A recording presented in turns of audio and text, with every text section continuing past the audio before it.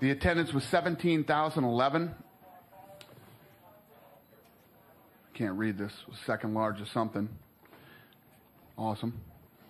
Fight of the night was Weidman versus Jacare. And the performance of the nights were Israel and Cannonier. So they all won $50,000. Congratulations to them. I can't figure that out. What was it? The second what? The largest commercial pay-per-view event of this year. Boom. Good for us. Huh? Second. So that was number one. Who's got the first question? Dana, were anything surprise you about the main event, DC's dominance, or did you see that kind of going that way possibly? Yeah, listen, that was obviously a possibility, but yeah, I was surprised at how easily he dominated him and did whatever he wanted to do. Impressive. We were all talking yesterday about, where does John Jones rank? Could he be the best of all time? But where would you put DC on that list? He's got to be up close to the top Absolutely. spot. And not just, for what he's done fighting two different weight classes, undefeated at heavyweight, only lost to John Jones at light heavyweight. And, outside of the octagon, too. Who he is, how he represents the sport, how he represents the brand, how good he is as a broadcaster, and I mean, the guy's just all around incredible.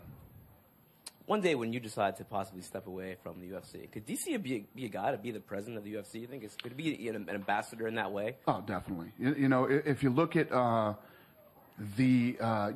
we do the promos now, I mean, he's one of the big guys that you see in the promos that breaking down fights, talking about fights, whether he's on the desk at Fox or he's calling the fights for us, whatever he does. I mean, the guy is incredible.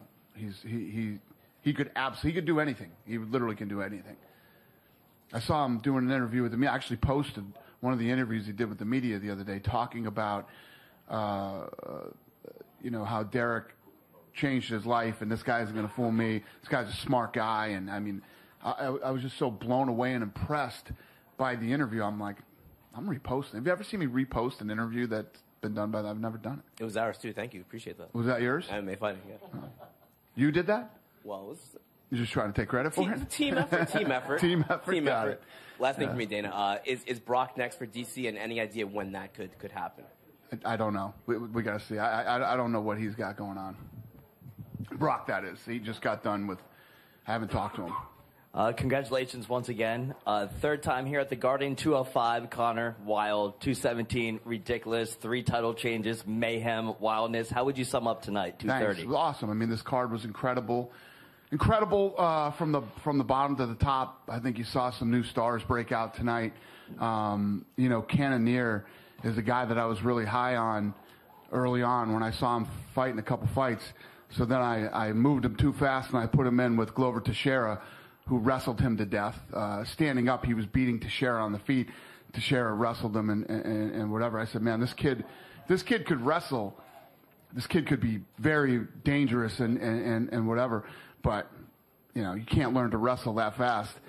So my guys come to me when these fights are falling apart. I'm like, we want to do Cannonier versus Branch. I'm like, no, we're not doing Cannonier versus Branch. Cannonier can't wrestle. You're going to go in there and throw him in there again. They're like, he's begging for this fight. Sometimes we have to protect these guys from themselves. So all this shit goes on. We end up doing it. And wow. I literally got up from my seat and walked over, when he was walking out of the octagon, telling the story. And, wow. Especially against a guy like Branch, the way he handled the wrestling in that fight. And then obviously Israel has been a guy who has been on the rise here for a minute. But I really felt like tonight was his first big test. Obviously his opponent hits like a truck and wrestles really well. And Madison Square Garden opening the show, and man, did he deliver. And, many people, including me, think this kid is the future. Absolutely. And he went out and put a stamp on it tonight. Would you like to see DC stay up there or drop down, obviously, against Jones eventually? What do you think DC should do? I don't know. There's so many options for him right now. Let's see what happens with Jones. what I think he should do is go home and spend some time with his family. He stepped up and took this fight on short notice again for us. So just DC should go home, relax, have some fun, and take some time off. You mentioned Adesanya. I mean, looking back at UFC Perth, it wasn't even that long ago that he made his UFC debut. Tell us a little bit about... Are you talking about Israel? Yeah, Israel Adesanya. Yeah. I mean, talk to us a little bit about this quick rise. Is this one of the... Yeah, listen. And working with him... The minute I saw this kid, I was like, holy shit, this is really good. I like this. Then you hear him talk. I like that too. You know, he's the whole package. He is he's very ambitious. I would like him to pump the brakes a little bit. And, you know, this guy wants to fucking fight everybody right now. And he wants to fight every month, which I love. Listen, you want to become a big star? Keep fighting. If you're a young guy who's healthy enough to fight all the time, I absolutely advise it. Do it. What you don't want to do is come out and put on a great performance and disappear, because people forget real quickly. But yeah, I like him very, very much. And, I don't want to move him as fast as he wants to be moved. So he and I will get together and find a happy medium. Because it's interesting. Obviously, Robert Whittaker will be fighting in Melbourne against Kelvin Gastelum. Is he a guy, he was talking through the media week, he wants to be a backup for that fight. Obviously, Chris Weidman lost his fight, so he's no longer a backup. Right. He's no longer going to be a backup. Listen, who's going to be the backup? I love it. I love this kid. Yeah, maybe he'll be the backup. We'll talk about it. I literally can't sit here and tell you enough good things about this kid. I like this kid a lot. And like I said, he came out tonight and put the stamp on it, man. He came out and really looked good tonight. I mean, if you look at how good he's looked in his other fights, he didn't even finish. He finished Derek Brunson tonight. It's a big deal. Final question, Jacare. I mean, he went out there and he showed us a new aspect of his striking game. Was able to beat Chris Weidman. It's kind of like he's got a fresh start. Everybody's excited to see what's next for him now as well. What do you do with a guy like Jacare at this moment? Yeah, one of the things, I don't know if everybody else noticed this, but in that fight, you know, Chris Weidman came out and was absolutely just picking him apart. But Jacare would not stop moving forward, man. He was moving forward. He was throwing punches. He was ripping him to the body. Great body shots that he had thrown, but he just wouldn't quit. You could tell this guy wanted to win this fight so bad. And he caught him. He ended up catching Weidman. And I thought Weidman had 3 rounds in the bag and was on his way to a win. He was 2 minutes away from winning the fight. But that's what happens when a guy wants to win that bad. He looked good tonight. And yeah, he obviously put himself in a great position, and we'll see what's next for him. What did you think of the stoppage at the end? I think that Jacare was a stud at the end, and you know, knew that he was out and he didn't need to take any more punishment. And yeah, you know, it's all. I always have a lot of respect for guys who do that. You know, you see some guys do that sometimes and get in trouble. The fight doesn't end, and the fight keeps going on. But you could tell by the way Weidman fell, that fight was over. Saying what you said about DC and knowing what you know about the sport, how do you see a DC-Lesnar fight given that Lesnar's been off so long? Is it going to be a dominant performance like this? Listen, Daniel Cormier, whether he's at light heavyweight or heavyweight, is a tough guy to beat. You know, whether you're Lesnar or Stipe or Derek Lewis or any of these other guys. The thing was, for people that, what I've been arguing about all week, was people that are saying he didn't deserve this shot. He's the number 2 ranked guy in the world. Who deserves the shot? He just beat Stipe in the first round. He knocked out the heavyweight champion in the first round. This guy's ranked number 2. He just beat the number whatever guy. Who deserves it if it's not Derek Lewis? You know, and whether you got 2, 3, 5, 6, 7, Cormier is a beast. He's a handful for anybody. And Brock, including Brock, right? I mean, Brock's yeah, really up against that. and definitely Brock. Everybody. I said everybody includes Brock. And obviously, with this being the second biggest pay-per-view of the year, Daniel Cormier is a draw for you guys. He seems to think he has 1 fight left. You have a pay-per-view in March that's 2 weeks before his birthday in Vegas. Is there any part of you want to try to convince this guy to stick around, you know, more than 1 fight? No, I never convince anybody to stick around. If somebody thinks they're done, if it even crosses their mind that they're done, you'll never hear an argument out of me. When you say you're done, you're probably done. But it's interesting, right? Because it seems like Brock will be the last fight, and you said yesterday talking about you feel like him and Jones probably are going to fight again or something. So what happens here? I mean, if it doesn't happen, you're cool with that? If it's just DC fights Brock and retires, and that's it? I have no idea. If I was a genie, I could tell you that, but I'm not. We got to see how all this stuff plays out. Like I said, I think Cormier should take some. I really appreciate him stepping up and taking this fight, and you know, he needs to take some time off and spend some time with his family and heal his body up. And you know, you think about Cormier. This guy's been doing this for a very long time. You know, wrestling and mixed martial arts, and you know, he's going to be 40 years old soon. He's got a lot of wear and tear on his body. Take some rest. He's an absolute freak, man. He's such a talented guy, and when I say talented, I mean in every way, shape, and form. He's a talented guy. We had Ben Askren come backstage tonight. He was in the house. Did you have the chance to speak with him? Yeah, we just talked when I was. This guy thinks I hate him and all this. If I hated you, why would I do that? I'm the one that did this deal. I'm the one that came up with this deal. This was my idea. Why would I do this if I hated you so bad and didn't want you to be here? And it makes no sense. Did you unblock him on Twitter? I didn't even know that he was blocked on Twitter. Yeah. It like wasn't my first priority. You know, I've been doing some shit. You know, I've been busy. But yes, I had my girl that does it unblock him on Twitter. Do you have any idea when he could debut? He seems to really want, you know, Colby Covington, Darren Till, one of those guys. I'm just as excited. Listen, in this sport, you know, you find guys that people believe are great, or they believe they're great. It's very hard to go undefeated in this sport. I don't care who you are, who you fought. Very hard to go undefeated. And we have situations like this. I love bringing people in like him to find out if they really are. It's incredible. It's a great, you know, in my opinion, it was a great deal for me.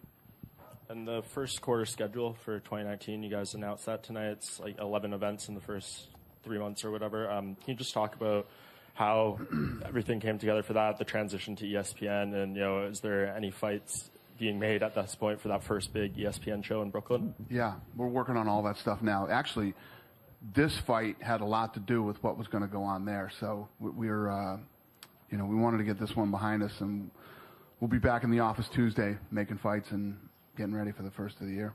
What do you mean by that? Is that just meaning like some of the guys on this card could be on there? Yeah. Interesting. Okay.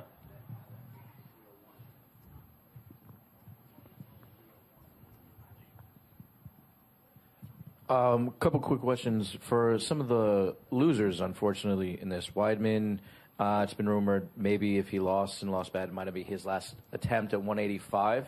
Maybe he moves up a division.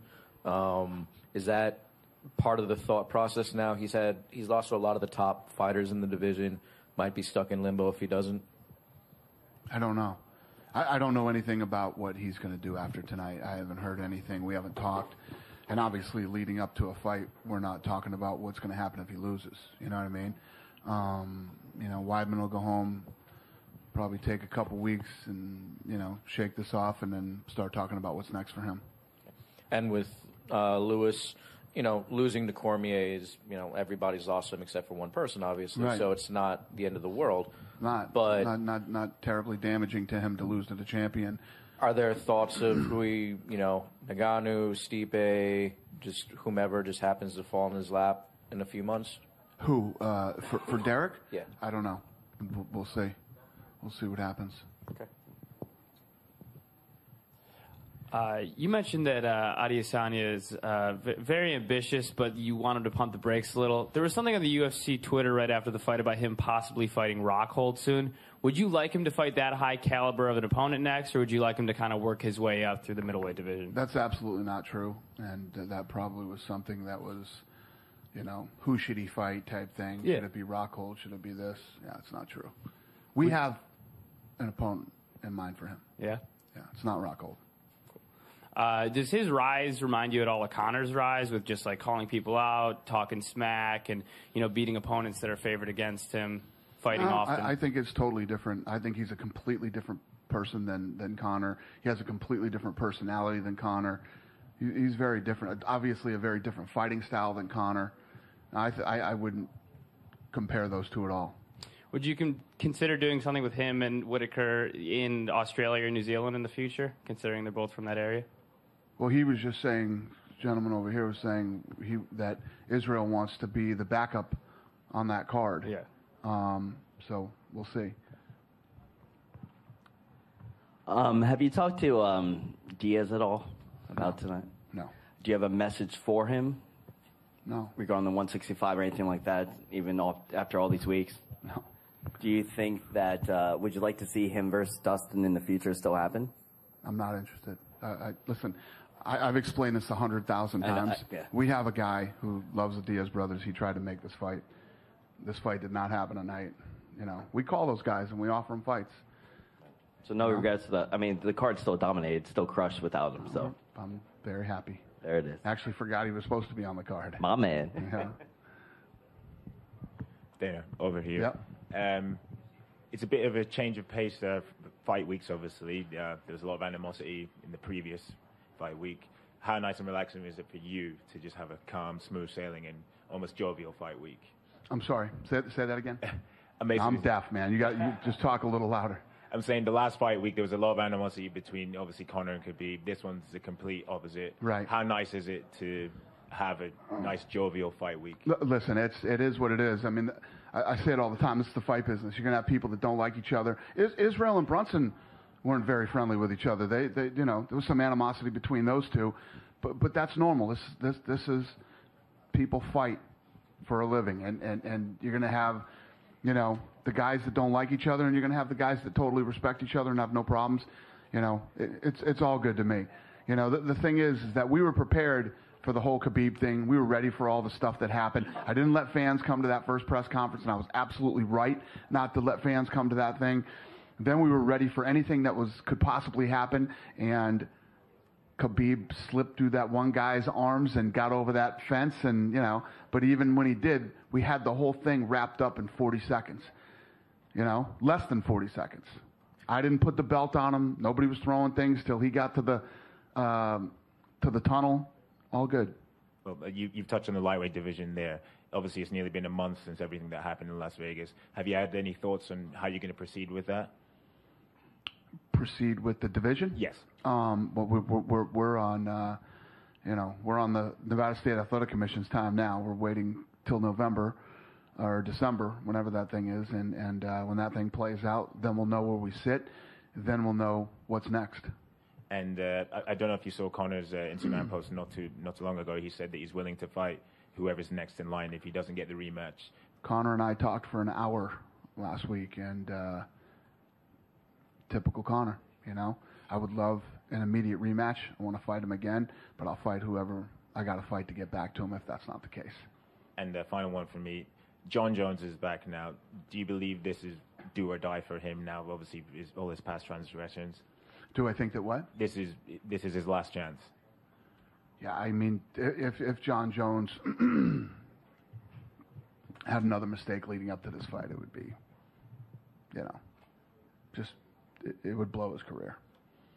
Yeah. Just speaking of the welterweight and lightweight division, have you had any contact with George St. Pierre? And obviously with Ben Askren in here, a big dream fight has always been Askren versus GSP. Would that at all be considered when thinking about what could be the first fight? We haven't talked to GSP at all. No. And just on Luke Rockhold, obviously he was really drawn to go back to middleweight because of this rivalry with him and Chris Weidman. Now that Weidman's lost, and we know the complications that he has with some of these weight cuts, would you be looking at possibly putting him up and letting him go up to light heavyweight and possibly fight a guy like an Anthony Smith or someone like that to set himself I've up? always been cool with that. He's having problems with his leg. He's got bigger issues than where he wants to fight. Every time he gets better and tries to get into camp and get in shape, his leg keeps splitting open. So he's got to figure that out before we can even think about another opponent for him. Just last one from me. Since Khabib came up, I know we have to wait for the commission thing to unfold, but his team did come out and say that if he was to fight again, they want a $50 million payday. Is that realistic for him for his next fight? Sure. Come on. What is realistic? Huh? What is realistic for him? They know what's realistic for them. They know the answer to that question. It's fun to say, though. We want $50 million. Go ahead. Hi, Dana. What's going on with your plans to step in the boxing world? You said once you wanted to step in the boxing world to do some promotion. What are your thoughts about that? I'm working on it, man. I've been flying around for the last 2 weeks working on boxing deals. At least one detail or whatever. Something. Soon, my friend. Okay, thank you. I'm coming. Good. Yeah. That opponent that you guys you have in mind for Adesanya, could it be Anderson Silva? Adesanya? Yeah. Anybody is possible right now for him. You did say you had an opponent in mind, though. Oh, I do. Yeah, I do have one. Is that? I'm not announcing it tonight, but I have one in mind. I mean, there's still we still got to talk to, you know. I haven't even talked to Israel yet. He texted me after the fight, and that's it. I haven't talked to him, seen him, nothing. So when I see him, we'll talk. And he's in here. Back to the room. What's up, buddy?